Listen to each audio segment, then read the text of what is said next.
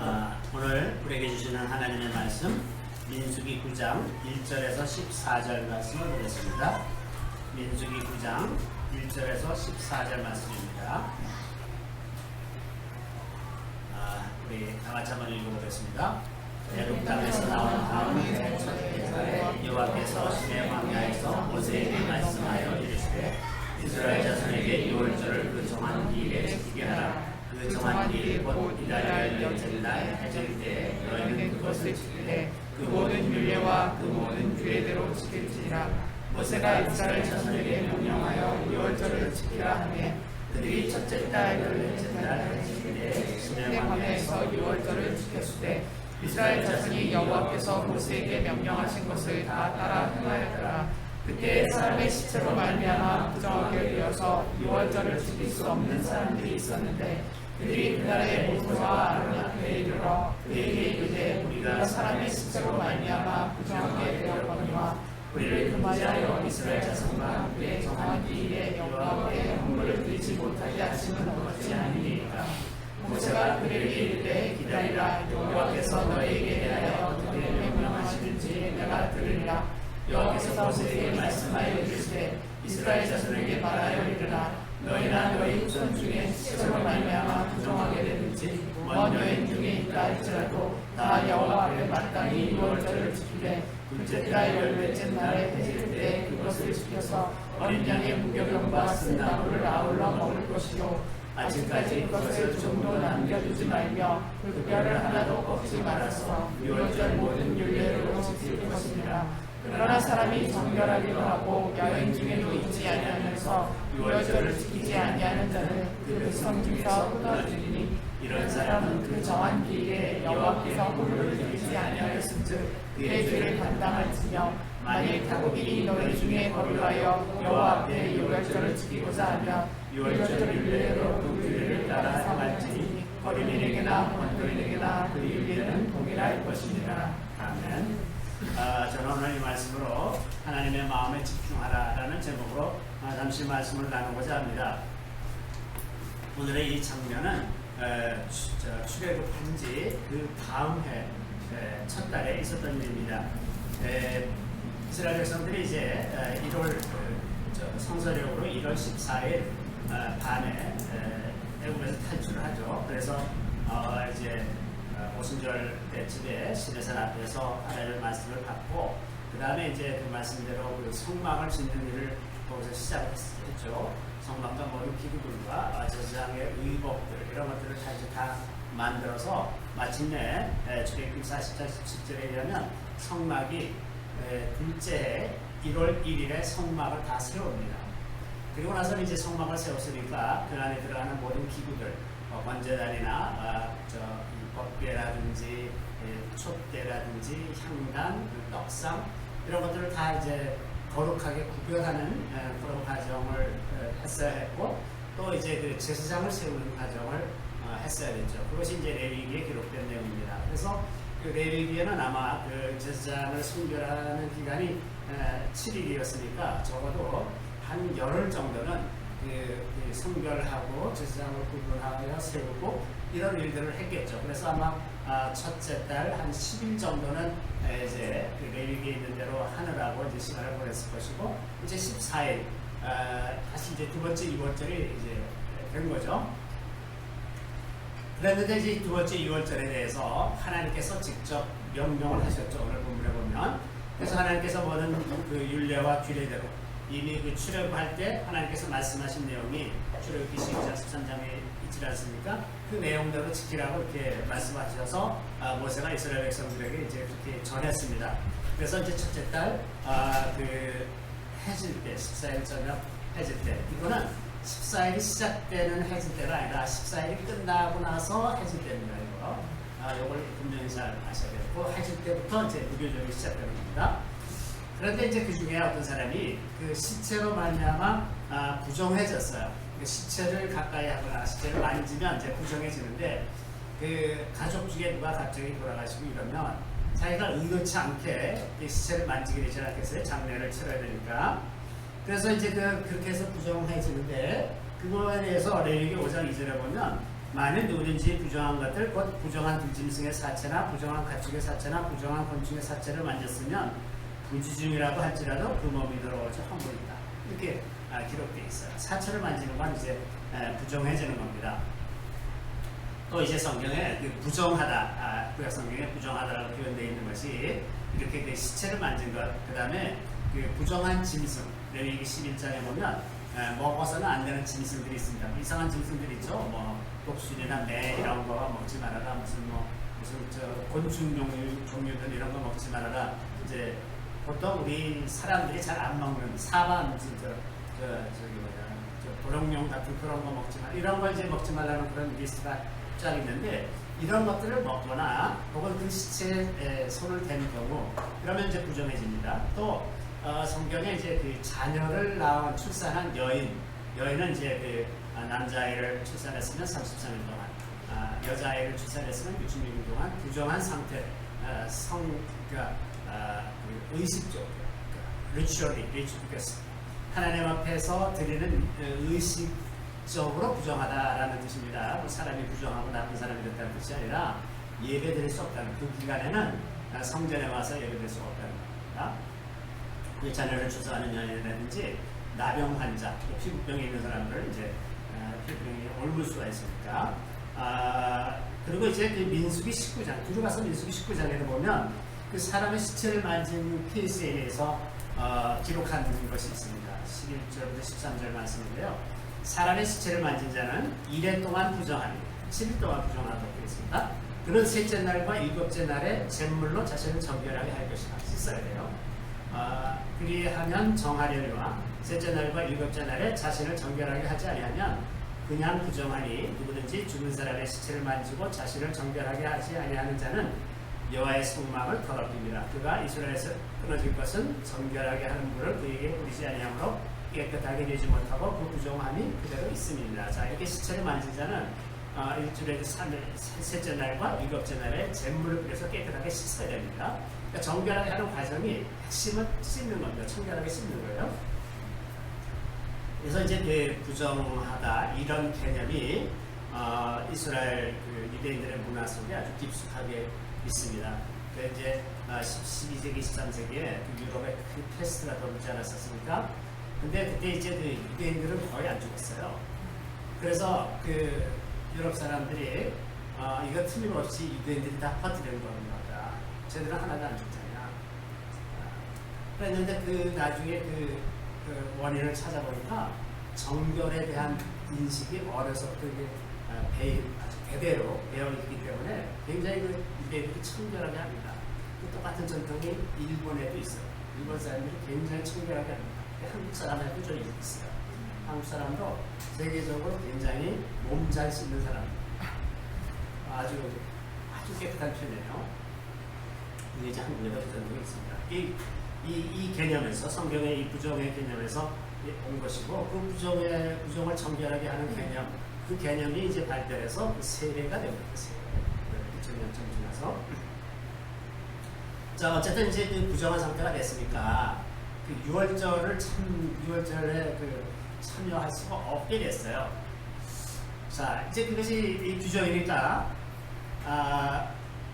보통 어떤 사람들은 아마 뭐 규정이 그렇게 돼 있으면 할 수 없지. 그리고 거기서 포기하고 말았을 것 같은데 어떤 사람들이 이제 모세에 와서 항의를 합니다. 아니, 내가 잘못한 것도 아니고 아버지가 갑자기 돌아가셔서 그렇게 된 건데 이거 왜 나보고 예비도 못 드리게 하느냐? 나는 하나님을 경배하고 싶다. 이런 마음이 있는 거예요. 그러니까 와서 따지죠. 그러니까 모세가 들어보니까 이게 합당하단 말이죠. 그러니까 이제 가만히 기다려봐라. 내가 하나님께 여쭤볼게. 그러고서는 이제 하나님께 여쭤보니까 다 해야 된다. 그러고서 한 달 늦게 2월 15일에 6월절을 지키라. 이렇게 됐어요.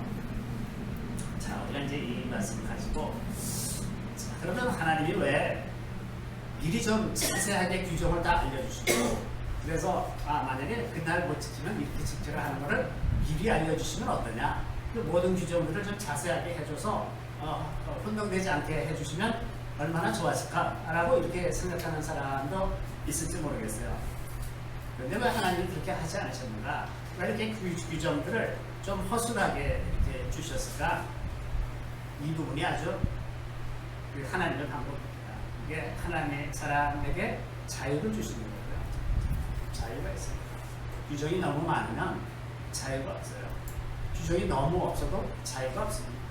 규정이 적당하게 있을 때 사람이 자유롭게 살 수 있어요. 그리고 이런 적당한 자유가 있을 때 사람이 그 문제를 가지고 하나님께 나아갈 수가 있어요. 하나님하고 친해지는 계기가 만들어져요. 저절로 만들어지지 않습니까?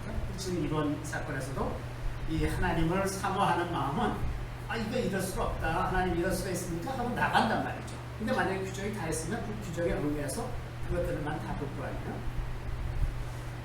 근데 이제 이러한 그 하나님의 의도를 잘 모르고 유대인들은 랍비들이 그 규정을 자세하게 다 만들었어요. 모든 케이스에 이럴 때는 이렇게 해라, 저럴 때는 저렇게 해라 그래갖고 안식일을 지켜라 그러면 이렇게 쭉 하는 것이 안식일 거룩하게 지키는 거다 라고 규정을 다 만들어놨어요. 그게 탈무드입니다. 그 랍비전들.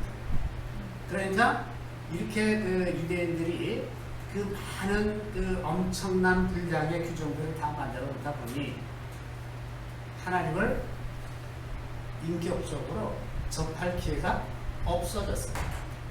그냥 랍비들한테 이야기만 들으면 돼요. 근데 그것이 다 일관성이 있느냐? 없어요. 서로 모순되는 일이 많이 생깁니다. 사람이 만드는 모든 일들은 다 모순된 일들이 생겨나게 마련이죠. 자, 하나님께서 우리를 자유케 하시고 하나님께로 우리들을 이끄시기 위해서 우리에게 이렇게 자유도의 범위 안에서 규정을 주셨다는 것을 생각하면 참 감사한 일입니다. 자, 아무튼 이렇게 그 6월절 그 원래 1월 14일 밤에 이제 시작하는 그 6월절의 규정을 이렇게 예외적으로 2월 15일에도 할 수 있도록 문을 열어주셨어요. 그래서 이제 이렇게 그 구정하게 되었거나 그 여행을 하고 있거나 그러면 이제 2월 15일에 드릴 수 있게 됐는데 이러한 그 비슷한 일이 이스라엘 역사 속에서 몇 번 있었습니다.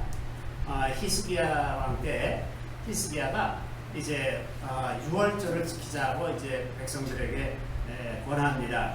그래서 히스기야가 온 이스라엘과 더불어 6월절을 지키기로 결심을 했는데 그 내용이 이제 역대하 30장 1절부터 30절에 기록되어 있는데요. 히스기야가 온 이스라엘과 유다의 사람을 보내고 또 에브라임과 므낫세의 편지를 보내요. 예루살렘 여호와의 절에 와서 이스라엘 하나님 여호와를 위하여 6월절을 지키라 하니라.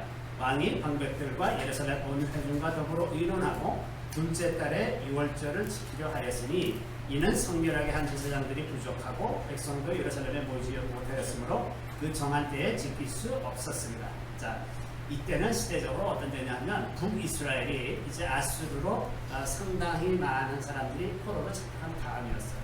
그러니까 이 남유다도 언제 아수르가 다시 쳐들어와서 이제 자기네가 망할지 정말 전전긍긍하면서 지내셨대요. 아수르의 그 랍상의 같은 장군들이 와가지고 예루살렘을 포위하고서 막 협박하고 막 그러던 일이 이제 이때 있었거든요. 그러니까 그 절체절명의 위기 그런 상황에서 히스기야가 유다 유대인들뿐만 아니라 그 포로로 잡혀가지 않은 북이스라엘 사람들에게도 다 같이 우리 성전에 와서 예루살렘 성전에 와서 6월절을 지키자 이렇게 권한 거예요. 그러면서 이제 그렇게 하려고 의논을 해보니까 도저히 그 1월 14일 저녁에 할 수가 없는 거예요. 그래서 그 둘째 달에 하기로 합니다.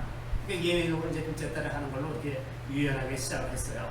그래서 이제 그 고발꾼들을 전국 각지에 다 보내가지고 이 메시지를 전하게 하죠. 그래서 부엘세바에서 단까지 온 이스라엘에게 전했는데 그때 이제 이 전한 말씀들이 고발꾼들이 왕과 방백들의 편지를 받아가지고 왕의 명령을 따라 온 이스라엘과 유다에 두고 다니며 전하니 일렀으되 이스라엘 자손들아 너희는 아브라함과 이삭과 이스라엘의 하나님 여호와께로 돌아오라. 그리하면 그가 너희 남은 자 곧 아수르 왕의 손에서 벗어난 자에게로 돌아오시리라. 너희 조상들과 너희 형제 같이 하지 말라. 그들은 그의 조상들의 하나님 여호와께 범죄하였으므로 여호와께서 멸망하도록 보내주신 것을 너희가 똑똑히 보는 바니라. 그런즉 너희 조상들 같이 목을 곧게 하지 말고 여호와께로 돌아와 영원히 거룩하게 하신 전에 들어가서 너희 하나님 여호와를 섬겨 그의 진노가 너희에게서 떠나게 하라. 너희가 만일 여호와께 돌아오면 너희 형제들과 너희 자녀가 사로잡은 자들에게서 자비를 입어 다시 이 땅으로 돌아오리라. 너희 하나님 여호와는 은혜로우시고 자비하신지라. 너희가 그에게로 돌아오면 그의 얼굴을 너희에게서 돌이키지 아니하시리라 하였더라. 자, 이렇게 해서 이제 그 이스라엘의 남은 자들에게 하나님께 돌아와라 라고 이제 회개를 촉구했는데, 그때 이제 그 사람들이 이렇게 반응합니다. 고발꾼이 에브라임과 므낫세 각 지방 각 성읍으로 두루 다녀서 수블론까지 이르렀으나 사람들이 그들을 조롱하며 비웃었다. 지금 이제 다 망했는데 이제 와서 무슨 소리냐 이렇게 했겠죠. 그러나 아셀과 므낫세와 스불론 중에서 몇 사람이 스스로 겸손한 마음으로 예루살렘에 이르렀고, 하나님의 손이 또한 유다 사람들을 감동시키사 그들에게 왕과 방백들이 여호와의 말씀대로 전한 명령을 한 마음으로 준행하게 하셨다. 자, 이것은 무슨 유월절을 지키는 것을 법으로 강제한다거나 어떤 물리력으로 강제할 수 있는 그런 것이 아니라 백성들이 다 자발적으로 참여할 수 있도록 그런 권고했던 일이었기 때문에 그 북이스라엘 사람들 중에 아주 소수가 이제 겸손한 마음으로 예루살렘으로 왔어요. 그리고 하나님께서 유다 백성들의 마음을 감동시키셨다 그랬어요. 감동시키사 그들에게 왕과 헌것들과 여호와의 말씀대로 전한 명령을 한 마음으로 준행하게 하였더라. 이 부분이 하나님의 도우심이죠. 이게 히스기야가 자기가 왕이라고 하더라도 백성들에게 하나님을 경외하는 마음을 불어넣을 방법이 없잖아요. 강제력으로 어떻게 할 수 있을지는 모르지만 그 마음이 진정으로 하나님을 경외하는 마음은 결코 강제할 수 있는 일이 아니죠. 그러나 백성의 지도자가 하나님 앞에 그 하나님의 도우심을 구하면서 백성들을 위해서 이렇게 구할 때 하나님께서 그 백성들의 마음을 감동시켜 주신다고 하는 겁니다. 그래서 이제 2월 14일에 모여서 그 6월절을 지키게 되었는데, 이때 그 예루살렘에 얼마나 많은 사람들이 모였는지 아주 큰 모임이 됐다고 그랬어요. 그렇게 모이고 나니까 이스라엘 백성들이 무슨 일을 했냐면, 우리가 일어나 예루살렘에 있는 제단과 향단들을 모두 제거하여 기드론 시내에 던지고, 이제 자동적으로 회개하기 시작합니다. 우상 숭배했던 것들을 이제 자동적으로 다 버리기 시작했어요. 그러더니 게다가 그 제사장들 중에는 제대로 하지 못하던 제사장들이 태반인 거예요. 정결하지가 못한 제사장들이 많아서 지금 이 6월절 행사를 해서 하려면 이제 그 수없이 많은 양과 염소 이런 걸 잡아야 되는데 그걸 할 수 있는 사람이 적은 거예요.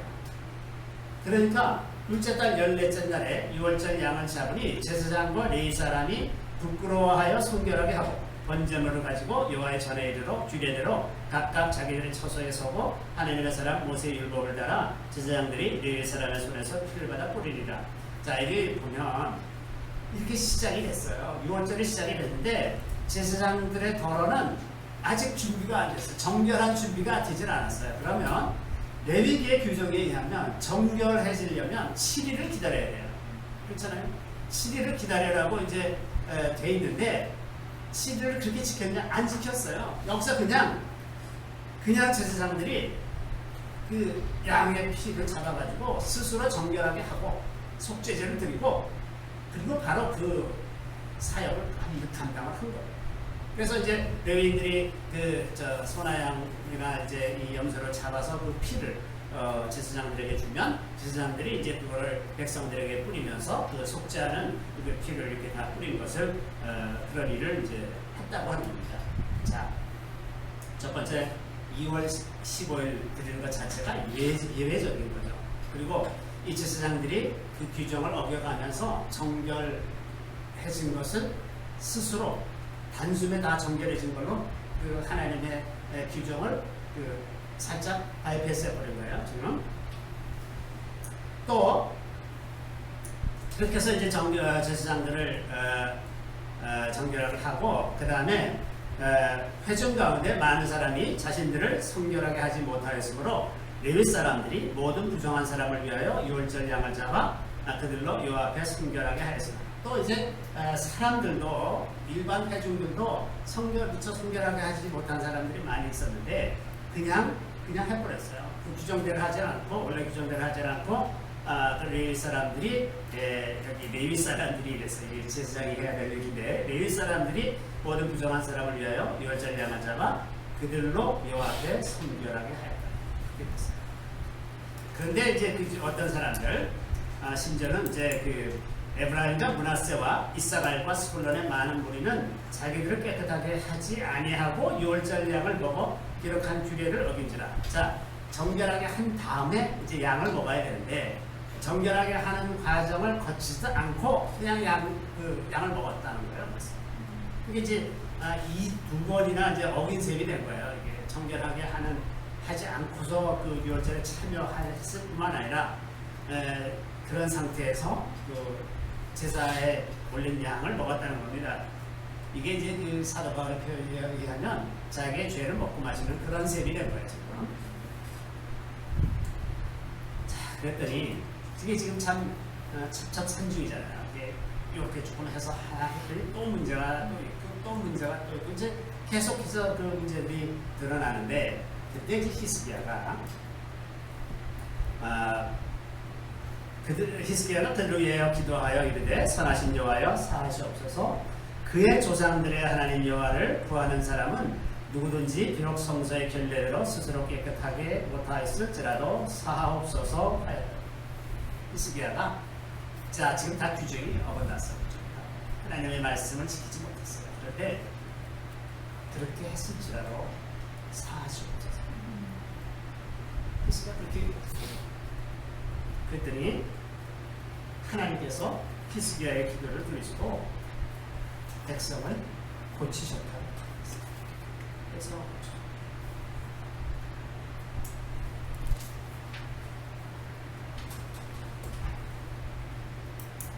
그러고서는 이제 7일 동안 무교절을 지키게 되었습니다. 규정한 대로 성경에 규정이 되어 있는 대로 7일 동안 예루살렘에 모인 이스라엘 자손이 크게 즐거워하며 7일 동안 무교절을 지켰고 레위 사람들과 제사장들은 날마다 여호와를 칭송하며 큰 소리 나는 악기를 울려 여호와를 찬양하였으며 히스기야는 여호와를 섬기는 일에 능숙한 모든 레위 사람들을 위로하였더라. 이와 같이 절기 7일 동안에 우리가 먹으며 화목제를 드리고 그의 조상들의 하나님 여호와께 감사하였더라.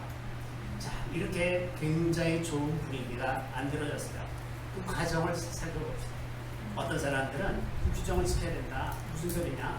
이렇게 주장하는 사람들이 있었을 텐데 그 규정들을 하나하나 어기면서까지 계속해서 지금 이 6월절을 지키는 쪽으로 초점을 맞춰가지고 계속 노력을 하고 이제 아주 심하게 규정을 어긴 사람들에 대해서도 히스기야가 기도를 해서 은혜를 구하고 그렇게 해서 다 지금 이렇게 왔어요. 그렇게 해서 이제 일주일 동안 이렇게 절기를 잘 지키고 나니까 거기에 참여했던 회중들 마음 가운데 7일을 더 하자. 이 사람들이 다 생업이 있잖아. 돌아가서 해야 할 일들이 있는데 7일을 더 연장하자. 부흥의 7일을 더 하자 한 거나 마찬가지죠. 예전에 평양에서 그 대부흥이 일어날 때 그 마지막 날 폭발하기 시작한 그 부흥이 그 다음부터 그치지 않고 몇 달을 갔습니다. 이제 그런 것처럼 지금 이스라엘 백성들 가운데 이 놀라운 그 하나님을 경외하는 마음이 그 무리들 가운데 집단적으로 임하게 되니까 이 사람들이 시기를 더 하자. 예배를 더 드리자. 이렇게 해서 7일을 이제 더 즐거운 마음으로 지키게 되었다고 합니다. 그랬더니 이제 히스기야 왕이 자기가 가진 재산 중에서 이제 숫송아지 1000마리와 양 7000마리를 회중에게 주고 7일 동안 쓴 양식이죠. 또 귀족들과 이제 제사장들도 방백들은 숫송아지 1000마리와 양 10,000마리를 회중에게 주었으며 자신들을 성결하게 한 제사장들도 많았더라.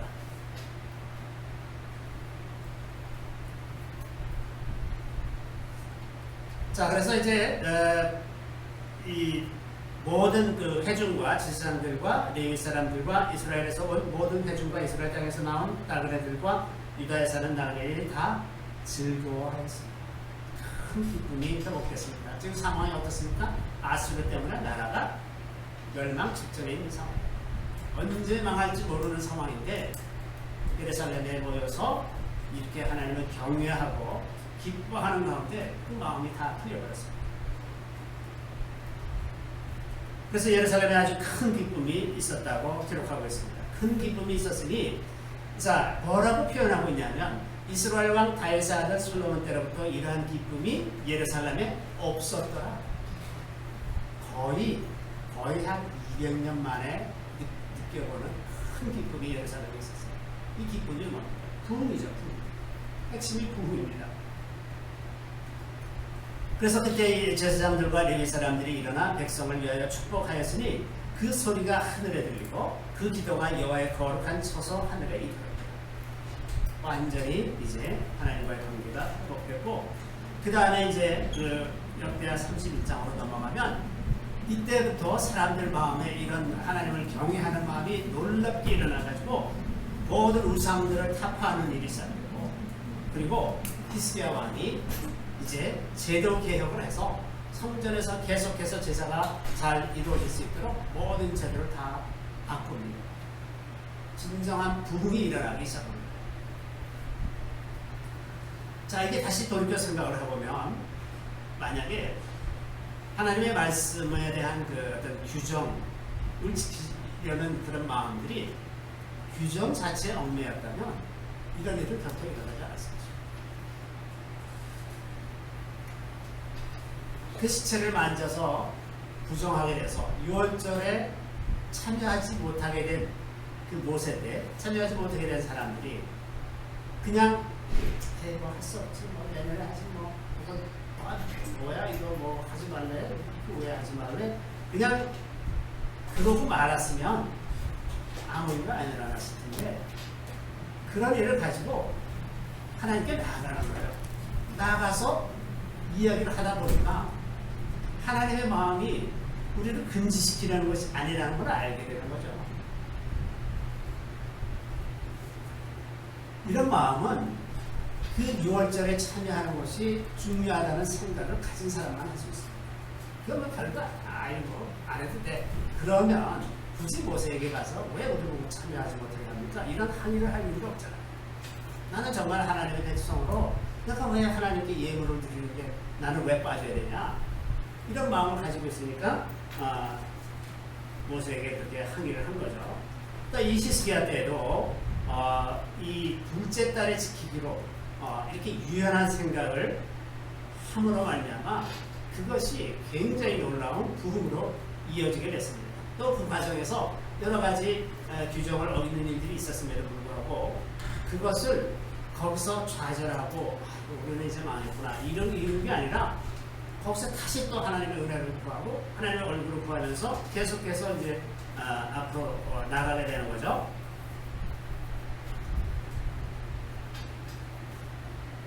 자, 그러면 이 말씀은 규례를 지키지 않아도 된다는 말인가? 하나님의 말씀을 지키지 않아도 된다는 건가? 그 말씀을 하는 것은 아닙니다. 예수님께서도 하나님의 말씀은 1.1억이라도 하나도 떨어지지 않고 다 이루어질 거라고 말씀하셨습니다. 그 말씀은 권위가 있는 하나님의 말씀입니다. 천지를 지으신 하나님의 말씀입니다. 그는 다른 어떤 것보다 사람과는 비교할 수 없는 권세가 하나님의 말씀에 있습니다. 그런데 핵심은 뭐냐면 그 규정을 지키는 그 자체보다 그 규정을 주시는 하나님의 마음을 이해하는 것이 더 중요하다는 겁니다. 예수님 때에도 예수님이 계속해서 안식일에 병을 고치십니까? 안식일에 병을 고치시게 되는 상황이 안식일에 다 이제 회당 가서 예배를 드리는데 사람들이 회당에 그날 다 모인단 말이죠. 보통 때는 이제 시골에 다 뿔뿔이 흩어져 살다가 안식일에 회당에 모여서 예배를 드리니 그 모이는 사람들 중에 병자들도 있을 거 아닙니까?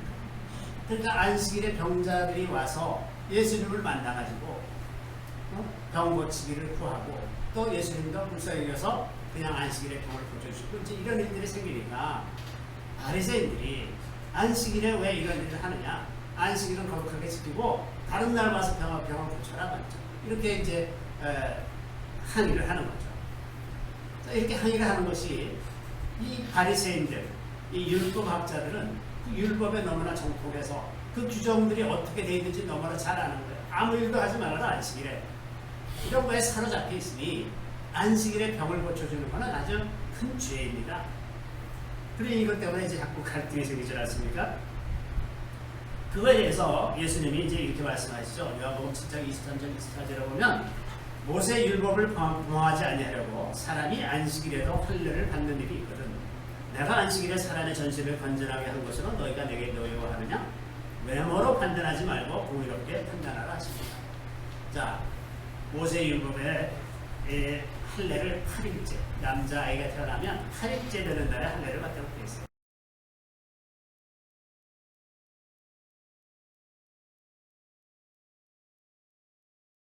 모순이 되잖아요. 이런 모순이 생길 때 유대인들은 할례하는 쪽을 택했다는 겁니다. 그러면 안식일에 아무것도 하지 말라며 근데 왜 할례를 또 왜 해? 이제 이런 질문이 당연히 나오는 거죠. 자, 그런 것을 예를 드시면서 주님이 말씀하시는 것이 외모로 판단하지 말고 공의롭게 판단하라. 외모로 판단하지 말라. 이 겉으로 드러나는 그 계명이 겉으로 드러내고 있는 것으로 판단하지 말고 공의롭게 판단하라 하는데 이 공의롭게라는 것이 짜깁급이다. 짜깁급. 하나님의 관계라는 관점에서 다시 말해서 하나님의 마음으로 판단해라. 이것을 어떻게 해야 되는지 하나님의 마음으로 판단해봐라. 병을 고치는 것과 병을 고치지 않는 것 어느 것이 하나님의 마음이겠느냐. 그래서 이 하나님의 규례들을 적용하는 데 있어서 하나님의 마음을 품는 것이 핵심이라고 하는 겁니다. 그것으로 하나님의 모든 계명들을 그것에 맞춰서 이제 적용하게 되는 거죠.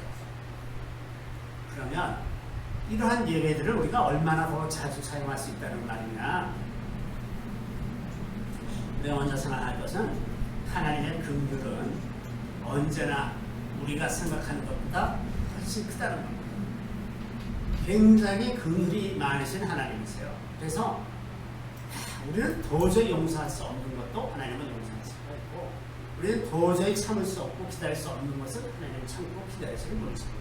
그래서 하나님은 훨씬 긍휼이 많기 때문에 우리가 규정을 좀 어긴다고 해서 그것 때문에 당장 우리를 어떻게 하시지는 않습니다. 그렇게 하지 않는 분이에요.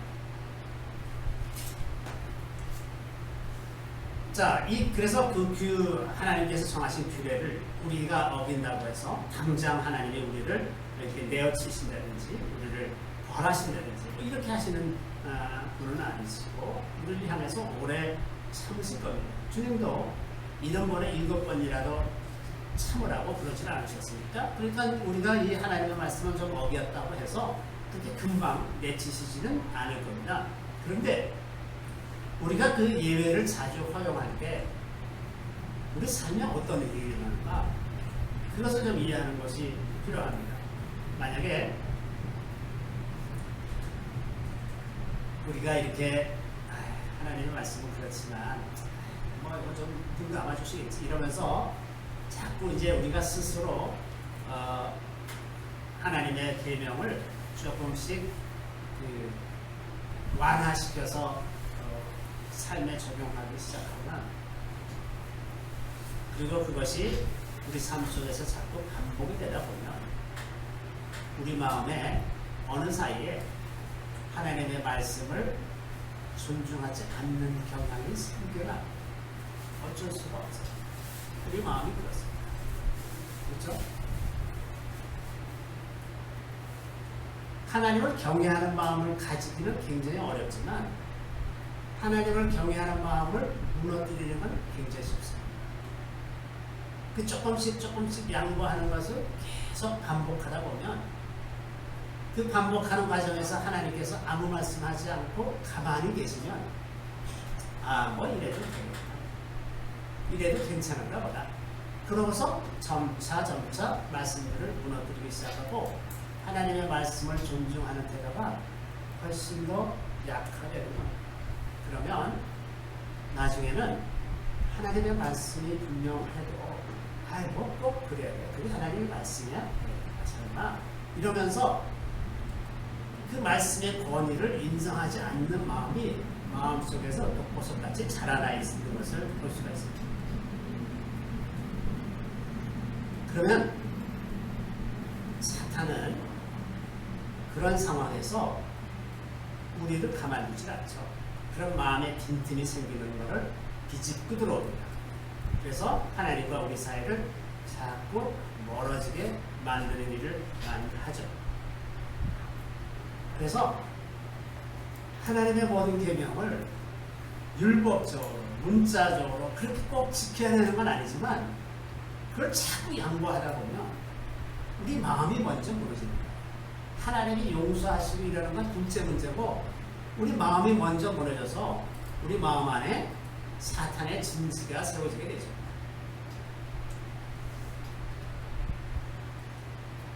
하나님의 모든 계명은 하나님을 위해서 하신 게 아니에요. 하나님은 그것으로 인해서 이익 볼 것이 하나도 없습니다. 뭐가 이익이 돼요? 제가 하나님의 계명을 잘 지킨다고 하나님께 뭐가 좋은 게 있습니까? 하나님께 좋은 거 딱 한 가지 있는 거 하나님이 기뻐하신다. 그거 이해가 없습니다. 모든 계명은 다 우리의 유익을 위해서 주죠. 그걸 지키기 때 우리에게 유익한 거예요. 그래서 우리가 기쁜 마음으로 지킬 수가 있는 거예요. 그걸 알기 때문에. 그럼 반대로 그런 계명들을 기계적으로 지키는 경우, 그러면 또 무슨 일이 일어나는가? 이런 절대로 지켜야 돼 라고 기계적으로 계명을 지키면 그것이 사람의 마음을 변화시키니까 안 됩니다. 만약에 기계적으로 적용해서 살아가는 것이 사람을 바꿀 수가 있다면 유대인들은 다 구원받았습니다. 유대인들은 얼마나 열심히 그 계명들을 자기네가 만든 계명까지 포함해서 얼마나 열심히 지키는지 알 수가 없어요. 아주 삶이 피곤할 정도로 지킵니다. 계명을 지킨다고 해서 우리 마음이 변하느냐? 안 변하죠. 그런데 어떤 일들이 생겨나냐 하면 자기는 열심히 이렇게 하는 것들을 희생하면서 계명을 지키고 있어요. 그러면 자기가 그 수고한 거에 대해서 자기 스스로 자기 의라고 생각하는 성향이 생겨요. 어렵게 수고해서 노력했을수록 본전 생각이 나요. 내가 이렇게 의로운 거야. 하나님 앞에서 내가 이렇게 열심히 했어. 이런 것들이 생각나고, 그래서 그것이 첫 번째 자기 의가 되고 자기 만족이 되고, 그 다음 단계는 다른 사람들을 정죄하는 겁니다. 그렇게 하지 못하는 사람들을 조롱하게 되고 깔보게 되고 그렇게 되죠. 그래서 하나님의 계명을 반복적으로 계속해서 무시하는 것도 위험하고, 그걸 기계적으로 지키면서 그것을 자기의 무슨 생명이나 되는 것처럼 지키는 것도 위험합니다. 그 마음과 행동의 통일성, 그 인테그리티가 있는 상태에서 이루어지는 일이 아니면 다 우리를 위험에 빠뜨리는 요소가 된다고 하는 겁니다. 그래서 우리가 하나님의 계명을, 천지를 말씀으로 창조하신 하나님의 계명, 그 동일한 말씀 아닙니까? 굉장한 말씀이에요. 우리가 가만 생각해 보면 천지 만물을 지으신 하나님의 말씀이 그 말씀 동일한 말씀인데, 이게 어떻게 가벼운 말씀이겠어요? 좀 굉장한 말씀이죠. 굉장한 말씀인데, 그래서 그 계명을 하나님의 말씀으로 존중하되 늘 하나님의 마음에 초점을 맞춰야 됩니다. 오늘 본문에서 그 시체로 인해서 부정해진 사람들이 모세에게 와서 항의했던 것, 그 마음의 배경에 하나님을 경외하는 마음이 있어서 그 하나님의 마음에 우리가 초점을 맞춰야 된다고 합니다. 히스기야 당시 유월절을 지킨 사람들도 하나님의 마음에 초점을 맞출 수 있었기 때문에 그런 여러 가지 규정에 어긋나는 일들도 하나님의 도우심으로 계속해서 극복할 수가 있는 거예요. 그래서 우리가 무엇보다도 하나님의 마음을 품고 사는 것, 그것이 우리가 계명을 기꺼이 즐거운 마음으로 지킬 수 있는 핵심이 됩니다. 하나님을 사랑하고 이웃을 내 몸과 같이 사랑하라 하는 그 말씀이 하나님의 마음에서부터 우리 마음에 그 마음이 담겨져서 그래서 지키려고 하면 너무나 쉬운 거예요. 왜냐하면 그것이 우리를 위한 말씀이기 때문에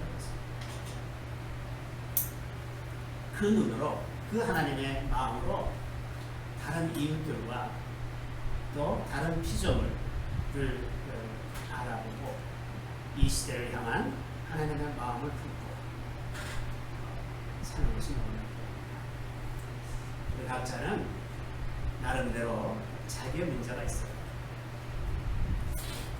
자기의 문제를 소홀히 할 수는 없지만 거기에 100% 매달려 있지를 말아야 합니다. 그러면 하나님의 마음으로 자기 문제를 볼 수가 없어요. 하나님의 마음으로 내 문제를 보면 하나님의 마음이 이해가 되고 그러면 별것 아닌 문제가 되는 경우가 굉장히 많습니다. 그리고 기다리기만 하면 되는 거구나, 그러면 되겠구나 하는 생각이 들 때가 아주 많을 겁니다. 우리 문제의 대부분은 기다리면 되는 것이고 아니면 뭔가 막혀있는 것들을 깨우치기만 하면 되는 것이 많습니다. 하나님의 사랑은 변하지가 않았어요. 계속해서 우리에게 보여주시려고 하는 그 마음이 있는데 기다리지 못하거나 그것을 방해하는 것들을 식별하지 못해서 그것을 넘어가지 못하는 것이 대부분입니다.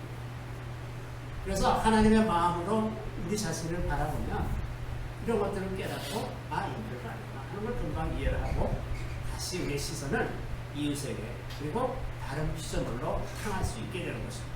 그래서 하나님의 뜻대로 살 수가 있습니다.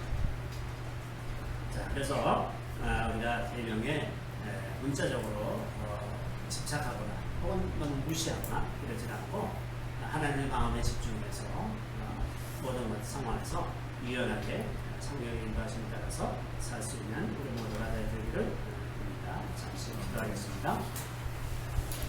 할렐루야. 우리 주님을 찬양합니다. 우리 주님의 놀라운 은혜, 어제 그 생명의 말씀, 그것을 우리에게 밝히 알려주시니 주님 참으로 감사드리옵나이다.